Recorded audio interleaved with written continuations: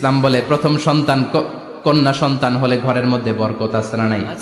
মিন বারাকাতিল মারআতি তাবকিরুহা বিল ইনাস।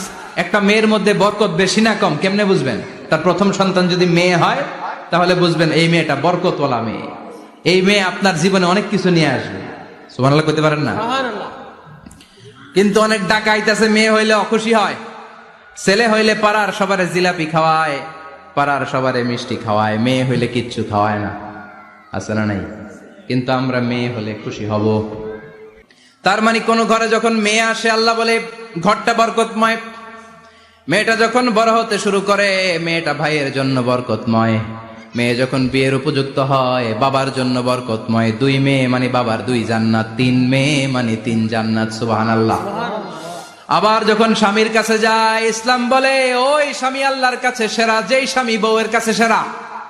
বউ যদি আপনারে ভালো বলে আপনি আল্লাহর কাছে ভালো, বউ যদি খারাপ বলে আপনি আল্লাহর কাছে খারাপ। তার মানে ব্যালেন্স করেছে ইসলাম। স্বামীরও আনুগত্য করতে বলেছে, আবার স্বামীকেও বলেছে স্ত্রীকে ভালোবাসতে, ঠিক কিনা? কথা বলেন।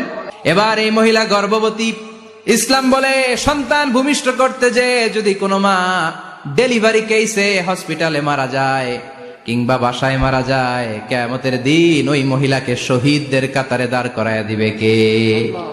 বাচ্চা ভূমিষ্ঠ করতে যে শাহিদা, শহীদদের কাতারে। আর সুন্দর মতো যদি আসে, আল জান্নাতু তাহতা আকদামি উম্মাহাতিকুম, মায়ের পায়ের নিচে সন্তানের বেহেশত আছে না নাই?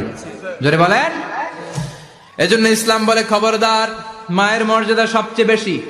মা তুমি এই ধরনের শ্রেষ্ঠ নিয়ামত, তোমারই পদ তলে রয়েছে জান্নাত। ওগো মা তুমি এই ধরনের শ্রেষ্ঠ নিয়ামত, তোমারই পদ তলে রয়েছে জান্নাত। সুবহানাল্লাহ। আমি বলি আমাদের পায়ের নিচে থাকে মৌজা, জুতা আর বালু, আর মহিলাদের পায়ের নিচে জান্নাত। এই পৃথিবীটারে 1000 বার বিক্রি করলে জান্নাতের একটা চেয়ারের দাম হবে না।